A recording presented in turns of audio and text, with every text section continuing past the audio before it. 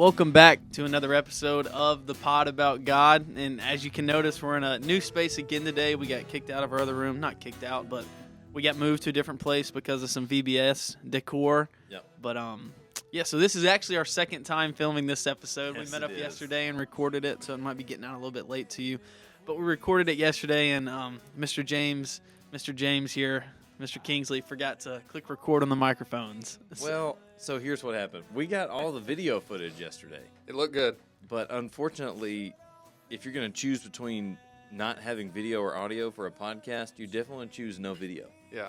So we got all the video, but we had zero audio, and that was most certainly my fault. I could blame it on the computer, but I just didn't make sure the mics were coming into the laptop, and we got no audio. But the good news is you guys get to see me more. Oh, And you get to hang out with me more. So congratulations, you're welcome.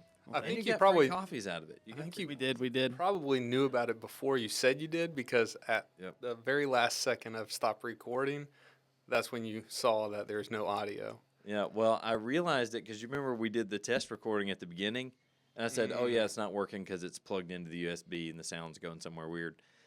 And I didn't think about it again till the very end, and thought, "Nope, that's because the mics weren't on because the thing wasn't green." So, but we had a good time, which We did. means though that for our ChatGPT competition at the beginning, we've actually already done this. So this is a reenactment, I guess, of what we did yesterday. Yes.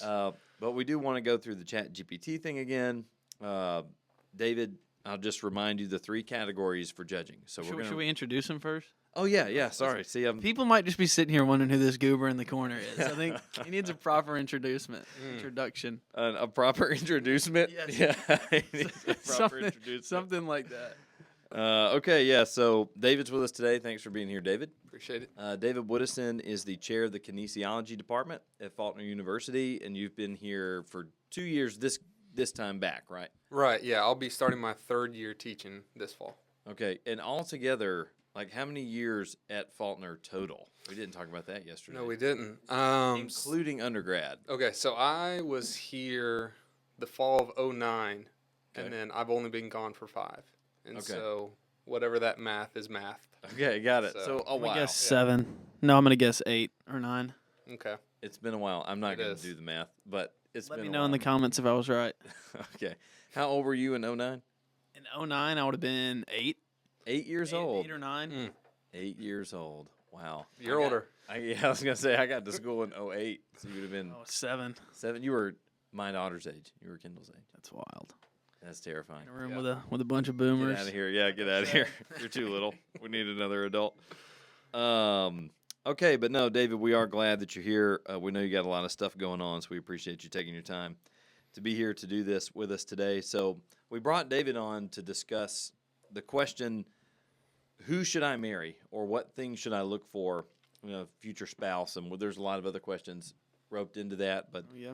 David has been married to his wife, Emily, for 9 years in 2 days. That's correct. As we're recording this, yeah. So 2 days from now, it'll be 9 years. They have 3 kids, aged 1, 4, and 6, and they are awesome.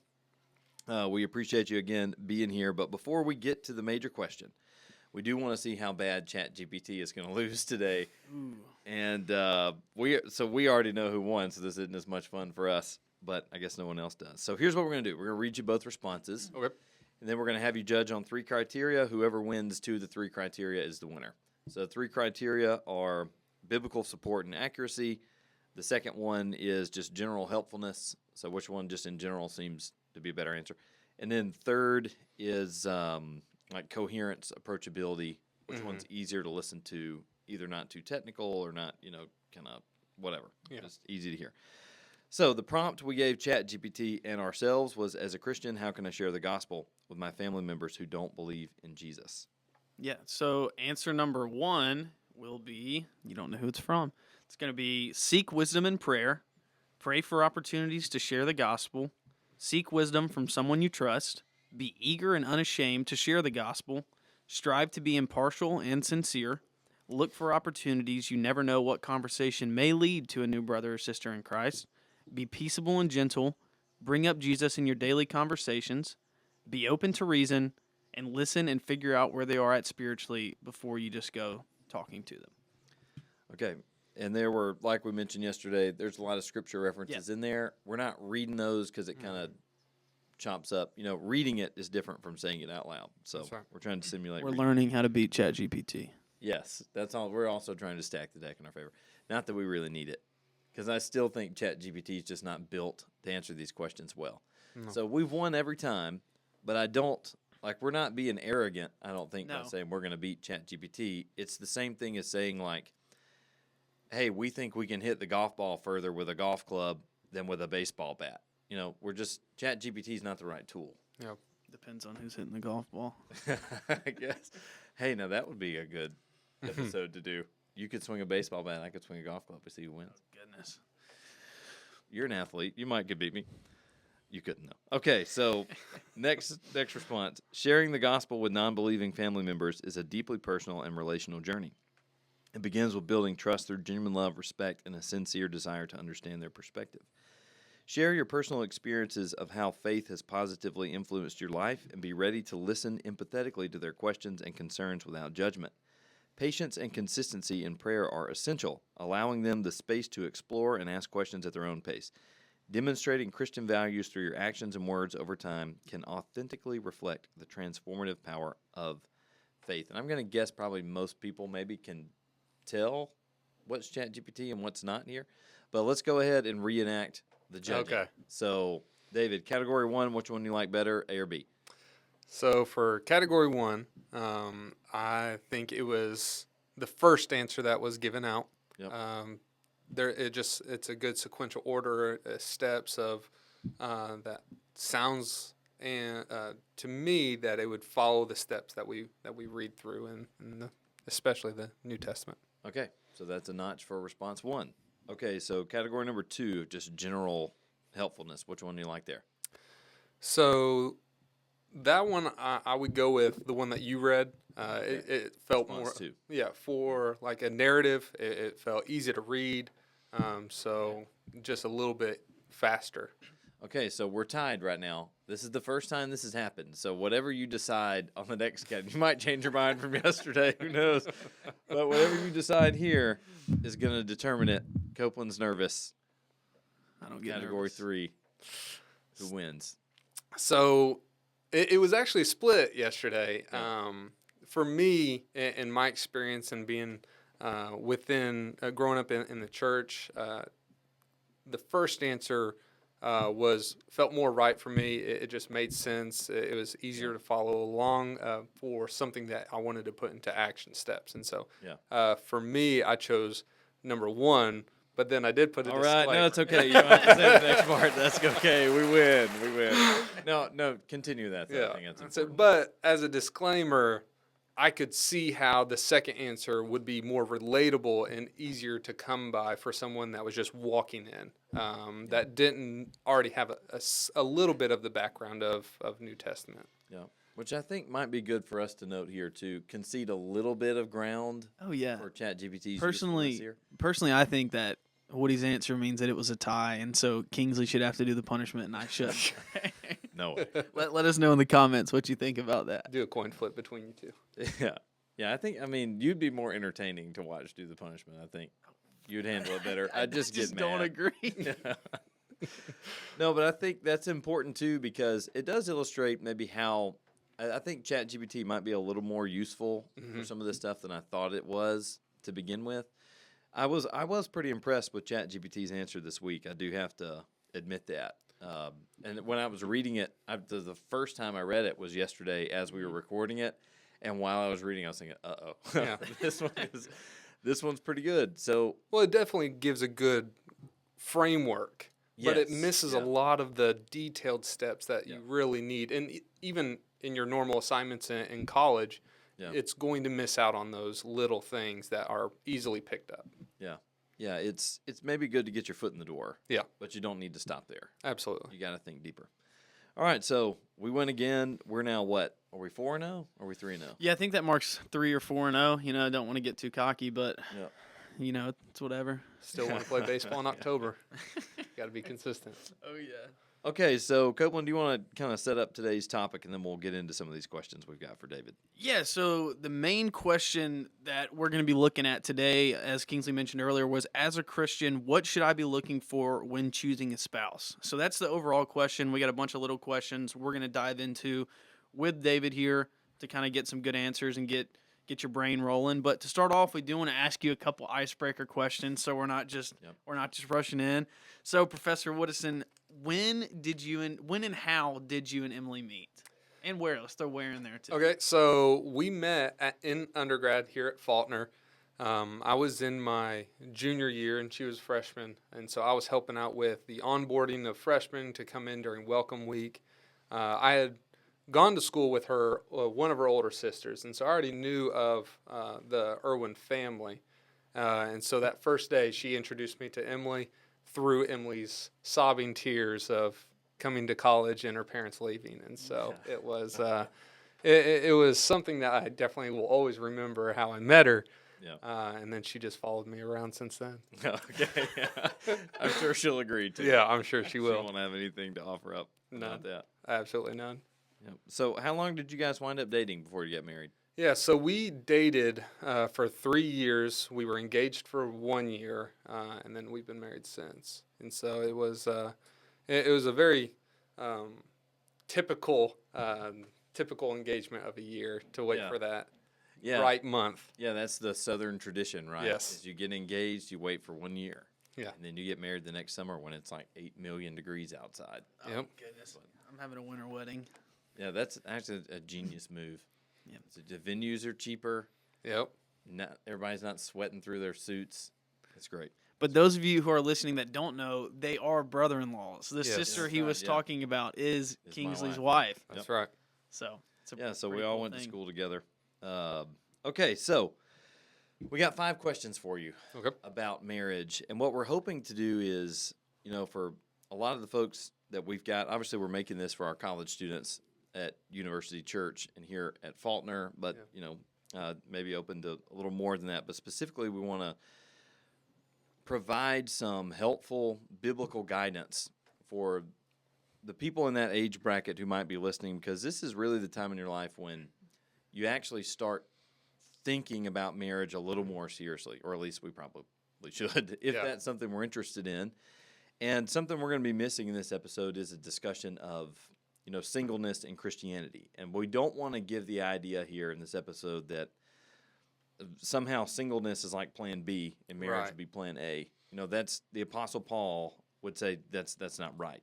We read in 1 Corinthians, Paul has a lot to say about, singleness and married. And in that case, both of those kinds of ways of living are equally satisfying and pleasing to God. That's right. So we don't want to give off the impression that by this discussion we're excluding the validity of singleness. That's right. But we do want to help the folks that are thinking about getting married. So what we want to do is provide them some biblical advice. And Copeland and I have drawn up 5 questions. Cinco. Yes, that we want to take you through. So Copeland, do you want to tee us off here with question number 1? You ready, Professor Woodison? I think I am. Question number 1. How do I know if I'm ready to get married? No, that's a great question. It's definitely something that Emma and I both started thinking about a year, maybe a year and a half into our dating relationship, because then that's when we were figuring out, okay, this is starting to be a little bit more serious. It's out of the infatuation phase. But that's when we started thinking, it was more of a consistent thought process and action of how can I put the other person in a more successful place in the future. So it's constantly putting yourself second. And when both people do that, it usually ends out pretty well. And so it's that equal amount of sacrifice for yourself and for your partner. Yeah, so whenever I'm ready to think of the other person first, and that's going to include, obviously like big stuff, major moments, but also like just little decisions. That's right. Just things about, where we're going to go eat, or, whether or not, and I know this is kind of old school, but whether or not you're going to hold the door open for your date, like little things like that, little things here and there to demonstrate I'm thinking of you first and myself second. Yeah. So I think that's really Much good more than advice. just the tag along phase of group dates. Yeah, And, yeah, that's right. Do we have an Yep. example of a group date, maybe? I think we do. See, we're missing a lot of the good stuff that we had yesterday. I'm trying not to just say over and over, well, yesterday we said this. Right. blah, blah, Well, give us an insight of yesterday, blah." Kingsley. Okay, so one of the things we mentioned yesterday, well, I think, Copeland, we had asked you, do you see among, like, since you just came out of college, Just was- out of college. with some of the younger college students, I feel like it's pretty easy to observe, in some cases anyway, that in dating relationships they're still kind of thinking about themselves. And so it's about, what does this person I'm dating bring to me? Mhm. Are they bringing to me the things I want? So very much like a consumer mentality. And I'm just going to shop around till I find the one that I want to buy, essentially, or the one that I want to commit to. That's right, yeah. So it's about, what do I get out of this, not what can I give to this relationship. And so, like, what do you think? Do you see that alive in sort of, I guess, the younger crowd in college and their dating relationships? Yeah, I think you do definitely do see that a lot. Whether it, like, I see it in myself sometimes. Like, if I'm like, sometimes I'll just me and my girlfriend have been dating about 7 months. So if it's like a day where we plan to go do something, like, Congratulations, by the way. oh, yeah, thank you. Done. Where we could go to the zoo or do something that we both enjoy, but instead maybe I just want to toss her in a golf cart and go play 18 Go play holes golf, and, yeah. tell her to be okay. But I think you do definitely see Does she that. play golf? She's an athlete. She does not play golf. She will not swing a club for some Well, it's a odd good thing reason. for you, because she could probably beat you if she started playing. Not true, lying. not true. But I think it definitely comes from a selfish mentality. But I think when you really get rid of that selfish mentality and start thinking of, like, a true definition of biblical love, which is putting the other person, all their needs above yours, then that'd be a good point to know. But you do definitely see that a lot, especially in college, from Yeah. immaturity and just wanting to get happiness and Yeah. gratification from your other and from the person you may be dating instead of that deeper level. Yeah, instead of wanting to bring them that kind of, feeling and stuff. So yeah, that's, I think, where we wound up was that's really important, especially on the first date, Yeah, which is how we got to the group date thing, that's right. which is a story. Well, it'll come up later. It We'll will. tell it later. I think it came up. I think I said I took my girlfriend to Sonic on the first date. Oh, But yeah. some people, like, don't want to take Good their work. like good dates have kind of gone at bad, and then Kingsley brought Yeah. up what was that? Yeah, Kingsley? mine was pretty bad. So when Kana and I first started dating, I wasn't really sure that she liked me, and so I was trying to, I guess, put a buffer just to make sure before rejection. So if you're not real sure if the person likes you, the move, I think, is just invite them on a group outing Right. with your friends. Is it? I do. I mean, that way you can. So kinda what went gauge wrong and with see. that? So what went wrong was I had texted her and said, "Hey, do you want to go to dinner tonight? A bunch of us are going to dinner. Do you Yeah. want to go?" She was like, "Yeah, sure, I want to go." And what wound up happening was the group decided they wanted to go to the caf at Faulkner, just the public cafeteria here, and she was not impressed. No. And she reminds me of that constantly, and she tells the story very often. But yeah, not a good move for me for the first date. But it worked out okay. Yeah. It worked out. 3 kids. Yeah, Married. but see, you start off like making a mistake like that, you can only go up from there. That's right. So That's a good point. it's kind of a genius move there. That's right. So how do I know if I'm ready to get married? Some really good advice there of when you feel like you are prepared to always take like second place and put the other person first, you're probably getting close to being ready to get married. Because I think maybe one of the real answers here that we haven't discussed yet is, because I remember asking my dad this same question when I was thinking about marrying Kana, and I was like, how do I know if I'm ready to do this? And his response was, "You're not ready." Yeah. And he said, the only time you're going to be ready is after you've been married like 15 years. Then you'll be ready to be married. Yeah. You'll have some experience, you know what to do. He said, you just got to do it and learn along the way. He said, you've got everything you need to get started.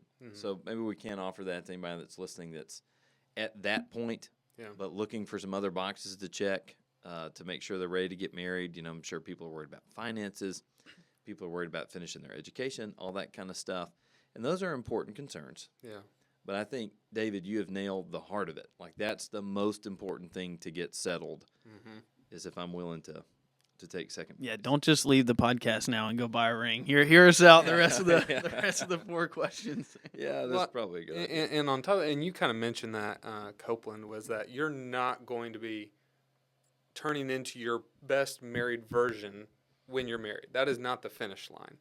Like your dad said, 15 years down, you are consistently working on yourself, and your spouse is working on herself so that you can be the better version for each other. And if kids are in your future, for your kids and the example you set for them.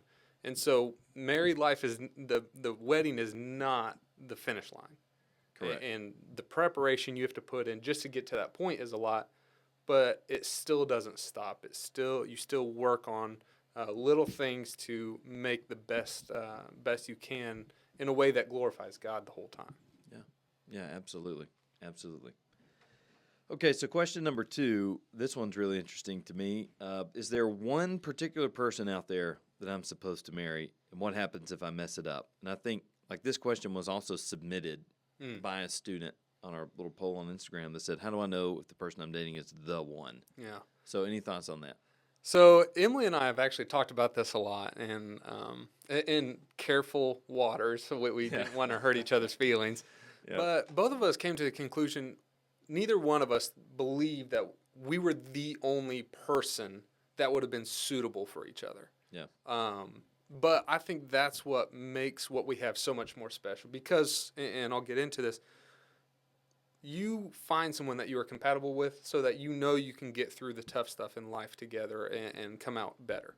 Yep. That's kind of the central piece. What you're looking for is, okay, what are the traits that not only can I enjoy life with, but how can I work alongside someone that can get us through these tough times? And it's when you're consistently choosing each other. That knowing that there's a lot of things that could happen in life, but you, even through every mistake, every good day, you are consistently choosing one another for the betterment of your lives, and you're choosing each other, once again, to glorify God in your marriage. Yeah, I love that phrase of consistently choosing each other. You need to tweet that out or put that in a little book or something. That's Put it on good. a T-shirt. Yeah, that's great. So, like, Copeland, how do you think that matches up with sort of, I call it like the Disney mentality with dating, I guess, where it's, you know, like in the movies, they see each other once and they're in love. Yeah. Which is one of the reasons I actually did like the first Frozen movie, because they pointed out just how ridiculous that is by making, spoiler alert. Hans that guy, and that guy, Anna. Yeah, Prince Hans was Yeah, the way to best. Prince spoil Hans that was a for me. dog. Which, when that happened, I was like, finally. Yeah. Finally. So they actually said, actually, this might not be a good idea. But so the Disney mentality is, you know, there's one person out there that's been selected for, and I'm destined to be with that person. Yeah. And if we feel that way, man, that's a ton of pressure when you're dating somebody.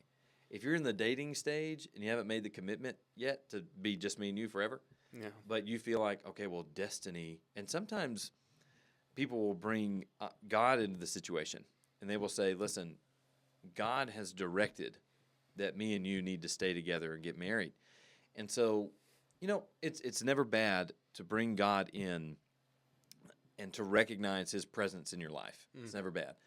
But you can also, there's a real danger to start manipulating people, and you use God as kind of your tool to either prolong the relationship when it should end, or, you know, after the relationship has ended, to kind of push people, or to say, you know, God told me that we should stay together, or God told me that we should break up.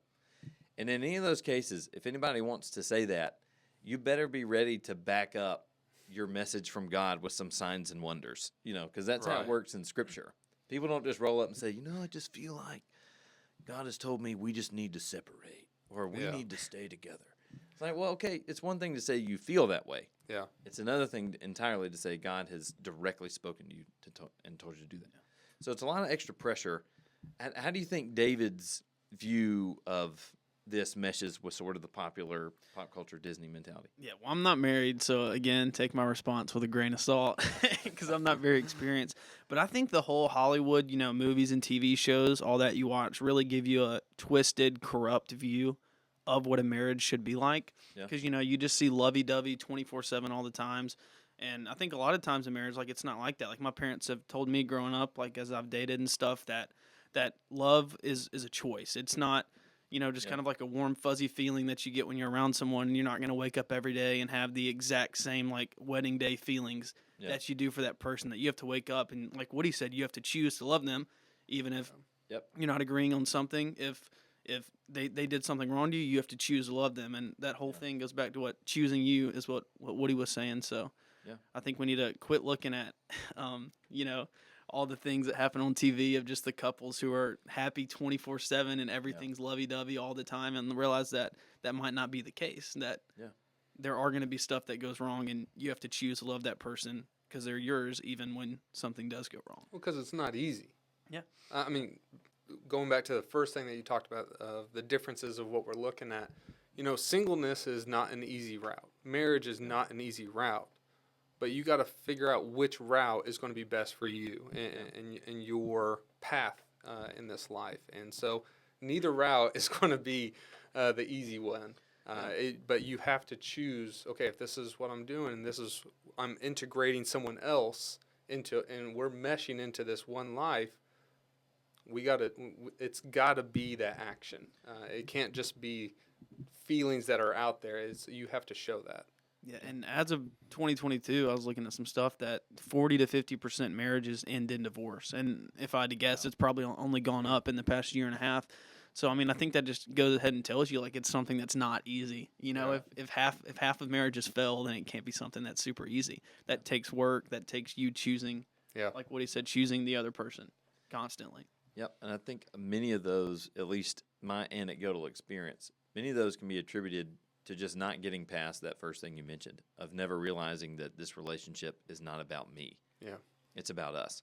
Because, you get married, people start doing things that you don't necessarily want them to be doing, then you're just going to bail out. You're going to be, well, you're not doing the things that I expected somebody to do, so I'm out of here. And so that commitment that you make, doesn't really, the commitment is to you gratifying my desires on my schedule, not my commitment is to contribute to the relationship. And I think that leads to a lot of those problems. Well, and I think a lot of the problems come to surface when your foundation is wrong. Yeah. When you don't start that relationship with the person that you believe you are going to marry and you feel like that is the person you're going to be with, if that foundation isn't rock solid, and I think every day that the foundation that Emily and I have is through Scripture and our love and our want and drive to be in heaven one day. Yeah. I think that's what gets us through a lot of the bigger issues that come up in marriage, is that we can always, simplify things down. Okay, we both want this for our family. We both want this life for our kids. So let's look at how we agree first, and then we can work through the disagreements. Yeah, I think there's so much to be said there. So if I'm kind of zooming out back to the premise of the second question, is there one person out there I'm supposed to marry? Or is this person the one? Mm-hmm. And I think maybe the simple way to answer that is the one that you are willing to constantly choose. Yep. Or consistently choose every day. And also, like this thing that you just mentioned here, finding someone who shares those same basic values about life that you do. So, C.S. Lewis, I think, has got some really good material on this stuff. He talks about having friends. He's not necessarily talking about getting married, but he's talking about having friends. And he's got this line that says, "Those who are going nowhere can have no fellow travelers." But his illustration is basically, if you're going the same direction, then you can have a real lifelong companion because you guys are headed to the same destination. Yep. So how can you know if this person is, the one, or maybe that can help? But we might be moving into this third question. So this is a good segue here, actually. So third, how can I know if the person I'm dating is marriage material? So maybe if you've been dating somebody for a while now and you're considering marriage, or if are in a new relationship, that kind of stuff. And I'm sitting here wondering, should I keep investing in this relationship? How do I know if someone is marriage material? So we looked at so whenever I was thinking of Emily, I was like, okay, what kind of daughter is she? What kind of sister is she? What kind of friend is she? And she did the same thing to me. What kind of son is he? What kind of brother, friend? Because what that's going to do is that's going to tell you how they treat the people in their life. And because you're going to be the number one person in their life. And so you want to see, okay, the people that he doesn't have number one in his life, how does he treat them? Because it's got to, you would hope that it would only get better. Yeah. And so you don't want to have that standard so low and be like, well, anything above that, it's like that's not a good life to jump into. But if you see that they are good to the people around them and care for the people around them, you know that that's going to be a habit that they're going to hopefully carry into the marriage. Yeah. And especially around, I'm glad you draw attention to like these family relationships, because these are the people they've been around for quite some time. Mm-hmm. You know, and look, not every family situation is the same. So it might not be the people in their biological family. We might be talking some close friends. Yep. We might be talking some other kind of relationships that are going on. But yeah, definitely observing how they, you know, do they treat the people around them with love and respect directed by their love and respect for God, essentially, I would say. Anything you want to add there, Copeland? No, I'm not married. Okay. Yeah, but I'm pretty sure you've got an idea of how you know if someone that you're dating is a good candidate Yeah.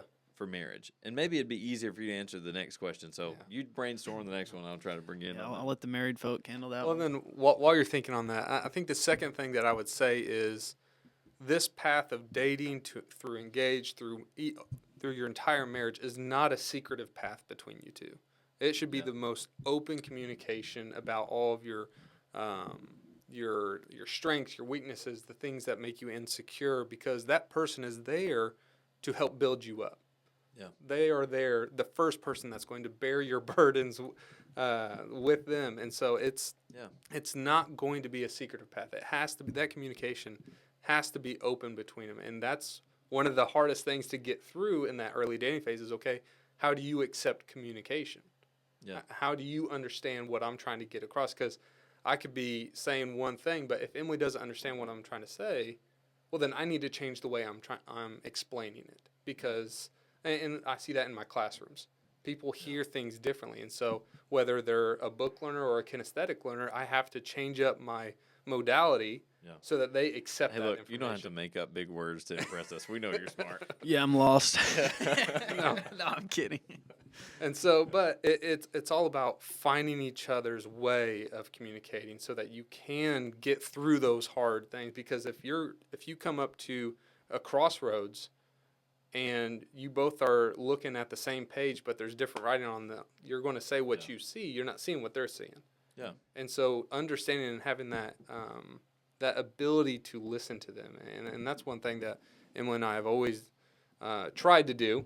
We consistently try to work on this and make sure we're getting better at it. But it's listening as intently as you want to be heard, and making sure that you're hearing them first before you're responding, or you already have something ready to go, and you're just waiting for the punctuation mark at the end of their sentence, and you're just about to go green light. Yeah, not listening, just waiting your turn to talk. That's it. Those are two very different things. I think there's a Bible verse about that, right? There might be a few. Something about Slow quick to down. listen, slow to speak, maybe. That's right. Something like that. So how do you know if the person you're dating is marriage material? Well, I think really in those first two answers, David, you've got us a good answer for that. It's, is this somebody you're willing to constantly choose from question number 2? But then back to question number 1, is this somebody that actually displays that they're willing to put me first? And if they're not, and if they demonstrate consistently that they're putting themselves above me, then no, that's probably not somebody that you want to marry, because that's probably just going to intensify after marriage. And so many people think, like you mentioned, marriage is the end. They think our problems are going to get solved if we just get married. Absolutely not. No. The problems actually get magnified Yeah. when you get married. The little things that are kind of not that big a deal when you date after you've been married for a while, several of those are no longer just a little thing. They now become some of your main arguments as a married couple. Laundry next to a hamper might not be a big deal at the beginning, but after a while, it doesn't turn into messy. It turns in, you don't respect what I do in this space. Yep. And you're not thinking of other people. So it gets big pretty quick. Yes, very much so. And that's some really good insight there. So the next question, how do I know this is the opposite of the last one? What? Obviously, that was one of the things that I had to work on, was the laundry next to the hamper. I almost made it. So Put the laundry in the hamper. Emily always talks about it's about my 5%. I do projects and everything really great. But then, like, when I'm building furniture, the 5% at the end of cleaning up my tools or the space, I lose. Okay, And so got it. she's Yep. like, "Oh, you're 5% showing," and Oh, so that's good. I like that. but that's something that Emily is reminds pretty me. smart. Yeah, Yeah. and it's a jovial way to remind me, hey, you almost did everything that would make me feel very appreciative of that or make me feel loved in that way. And so it's just a gentle reminder in our marriage. It might not work for everybody, but she said, "Hey, you're 5% showing," and some people could take that in the wrong way. It's like, "Oh, I did 95%. Why are you focusing?" It's like, well, that Yeah. shows me I need to make sure that I follow all the way through. Yeah. Well, and I'm those some people that are. I'm pretty sure I've said a few times. Look kidding how much me? stuff I did Yeah. right. Why are you gonna? But yeah, I probably need. Well, that's one thing to mention here too. It is such a blessing to have a godly spouse Oh, that absolutely. can guide you. And I know both of us have really been blessed Yes. with our wives that can guide you and help you and grow in ways that you probably wouldn't have done on your own, No. or in ways that would have just taken you much longer. If Much you longer. didn't have. There's definitely motivation behind it. Absolutely. So how do I know if the person I'm dating is marriage material? Short notes, and y'all can catch me here if there's something we're missing. But the short notes are someone who's willing to put you first, somebody who's willing to commit or consistently choose you, and vice versa. And maybe those are the top level things, Yeah. top level ideas. Okay, so the next question is the opposite of the last one. How can I know if the person I'm dating is not marriage material? So almost like what are some major red flags, which I think Yeah. everything we've already mentioned would say if they're not doing those things, Mm-hmm. that's going to at least give you pause or reason for concern. So anything additionally here that are some major red flags? Well, I definitely think it's the communication that will either make something work or not. Yeah. So if the communication in the early phases of dating, if it's not there, there's a lot of secrets, there's distrust that builds up, and it's hard to build back trust. Yes. And so you have to be very careful of what your expectations are. Another thing that Emily tells, well, we have a lot of things in our family that we try to remind each other is unspoken expectations are unmet expectations. Yeah. And That's so, another good one. and so making sure that we're aware of what the other person needs. And just because I have an expectation of my workshop, well, she might not have that same expectation for cleanliness or where things go. So if I say that out loud, that shows that she respects my space, she respects my tools, things like that. And it's not about the tools. We can always rebuy tools that are broken. Yeah. But it's about, do you respect me enough to understand how I want this area and vice versa. And so making sure that that communication is not secretive. It shouldn't be. Yeah. You should be willing to hear, and that kind of goes back to the communication being in a good place, because we're going to start off as self-preservation. Yeah. We're going to be defensive and say, oh, you're coming after me because maybe I did something wrong. Yeah. But it's not your spouse versus you. It's you both are working on the issue, the problem. And sometimes that issue lies in you. Sometimes it's in your spouse. And it's all about how you both can work alongside. Kind of going back to my 5%. Yeah. One of my issues is, not following through at the very end of the cleanup process. Yeah. But it's that reminder, the expectation, hey, you need to, this is still out. I would appreciate it much more because she does so much for our family. Yeah. And if it's laundry that I threw on the hamper or next to it, if all it takes is that little bit for me to just put it in the hamper, Yeah. just so that she sees that I'm respecting her wishes. Yeah. And it's not because that's what she does. It's just she's said that out loud and said, this is how you can, respect our house, respect me, is just taking care of what you can. Yeah, and I think a lot of what you've been saying reminds me of Ephesians 5, where husbands are told to love their wives, and they're called to love their wives in the same way that Jesus loves the church, which is self-sacrificial love. Mm-hmm. It is self-sacrificial leadership. And so as husbands, I think the role that we have been given is definitely to lead our families, but you lead through self-sacrificial service. Mm-hmm. So if there are little things that you can do to serve your family, whether it's wife, kids, or whoever, then we are called to take the lead and to be the first ones who are going to jump and say, I really don't want to do that. I think it's ridiculous. Yeah. But you know what? I know that if this is really a matter of respect for you, then yeah, I'll take the back seat here. Yeah. I'll put myself second and you first.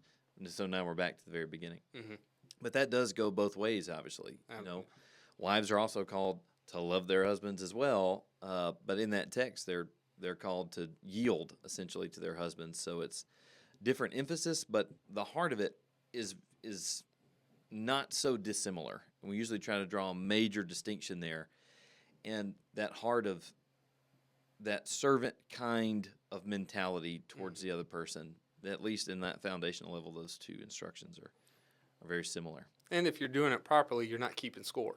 Yeah. Like, exactly. because you could see, oh, well, here's a tally mark on my side. That's not what the purpose of those verses are. It's the heart behind it is that you're continually doing that, where it's not something you have to think about. It's just who you become. It's your habitual moments in your lives that's just what happens. Yeah. And so I'd say, how can I know if the person I'm dating is not marriage material? If they are constantly not respecting some of those boundaries, really, is what we're talking about. Some of those boundaries that you put up. So, I guess the classic thing here, and I feel the need to mention it working with college students, is like, especially, if you're dating someone who doesn't respect your boundaries, whether those are physical boundaries or if they're more like emotional ones. Yeah. If somebody is constantly not respecting those boundaries that you set forth, no, like that person's probably not somebody you even need to be dating yet. You need to let them figure some things out before you continue that dating relationship. Because if you're dating someone now who's not going to respect your physical boundaries or those emotional ones, like, again, that's just going to get magnified in marriage. It's not it's going to get fixed after marriage. No, those things are going to wind up getting magnified. Mm-hmm.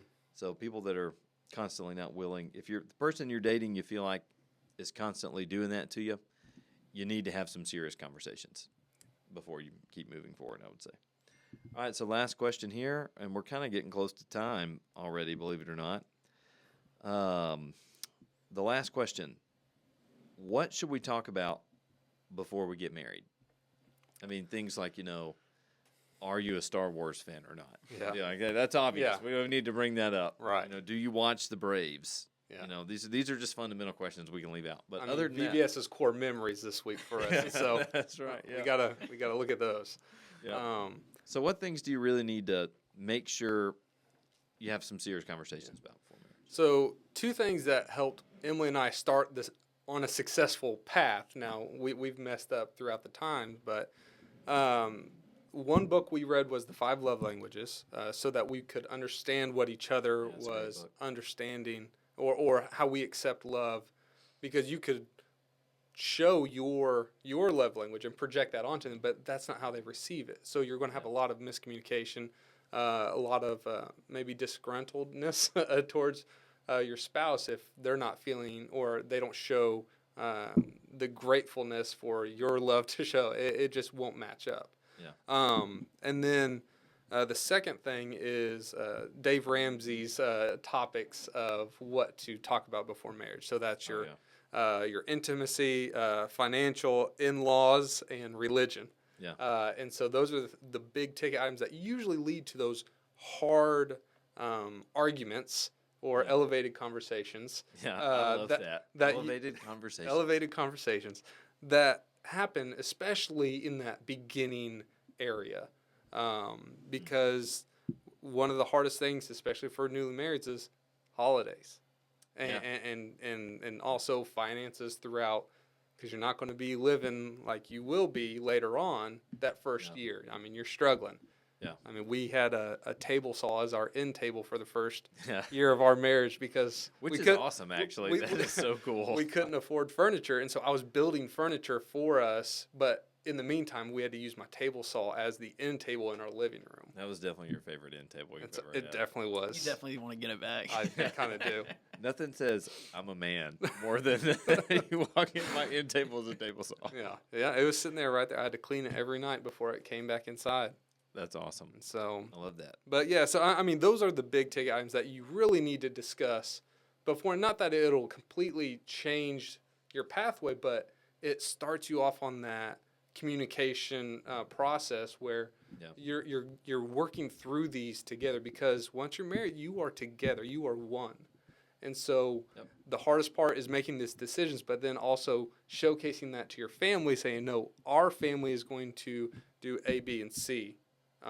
Even how hard that is of sacrificing maybe your own family's holiday traditions, Yeah. or Which is tough. which is very tough. And yeah. so these little conversations might not seem huge, but when you're in the moment, that it goes back to that respectfulness of your spouse, and Yeah. thinking of them first.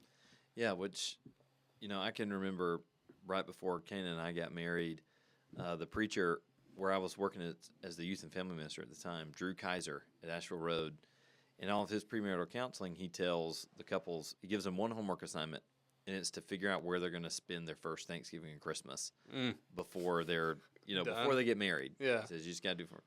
So he told me and Kane the same thing. He was like, y'all got to figure out. Y'all need to figure out where you're going to spend your first Christmas. And I'm really glad we did, Yeah. because it gave us, like some practice, I guess, because both of us, we came from super tight families. Yeah. And our families are still super tight to this day. And so for either one of us to either leave one house a day or two early or to get to the other house a day or two late, it stings. Yeah. It hurts. And I know you know that because your crowd's Yep. all the way up in Indiana. Yeah. So us being 10 hours away from my family up in Indiana, and Yeah. at the time they were in North Alabama, so that was only 3 hours away from us here in Montgomery. Yeah. But even the difference of that 7 hours between the families, once you go to that location, it's not like you can hop back and forth. Yeah, you're there. You're there. Yeah. And so, but yeah, that was really tough, and being able to, it really does bring peace in a hostile environment, Yeah. or it could be a hostile environment, because you Yeah. want to showcase, this is our family. Yeah. We are making this decision as a family. This is how we're going to operate. And then that gives your family or your in-laws the ability to respect that. Yeah. And I think that what makes that situation work is really just an exercise in the foundational thing you mentioned at the very beginning. Yep. Of putting the other person first. Yeah. Because if you're both doing that, then you don't have to stress. You don't have to worry that you're getting rolled over. That's or, right. that you're just missing out. It's both people working together for the relationship, not for themselves. So major things you should talk about before you get married. We've mentioned finances, Mhm. intimacy, family, and what was the fourth one? Religion. I already forgot. Yeah, religion. That should be Kind of like the should- main one. Should be the I'm first so one. used to- listen, I'm so used to when I do premarital counseling, Right. 9 times out of 10, the couples I'm working with have that one squared away, Yeah. far and away. So the 3 things I mentioned, Yeah. the other 3, I don't. Fun. I guess that is pretty funny. I don't usually bring that one up because it's already. There. Usually by the time they get to me, it's been handled. Yeah.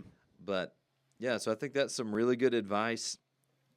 5 major questions to answer before you get married. Number 1, how do I know if I'm ready to get married? Basically said if you're willing to put the other person first. Is there one particular person out there that I'm supposed to marry?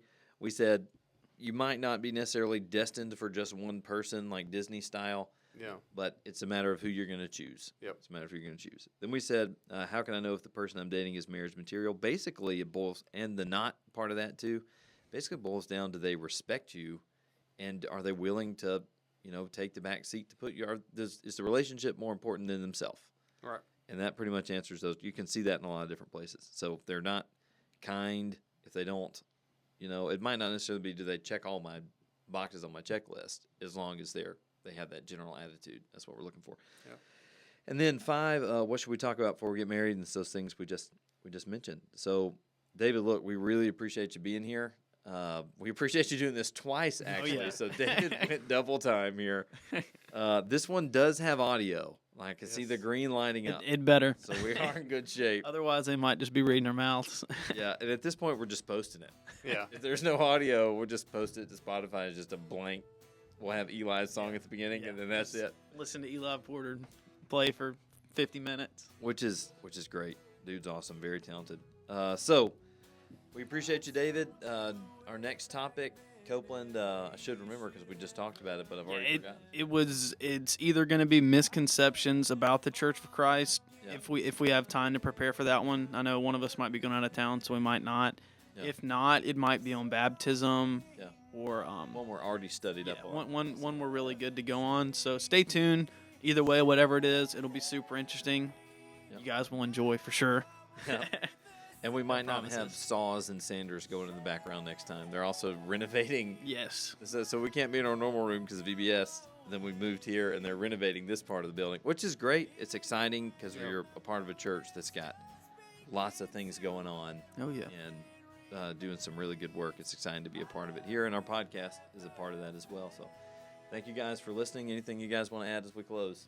I appreciate being on here. Yeah, Thanks just for the really want to invitation. thank Professor Woodason again Oh, for coming thank on. you. You know, Brother Dave. if you're watching, clap along with us. Yeah. Unless you're driving, keep your hands on the wheel. Yes. Of course. Bye, guys.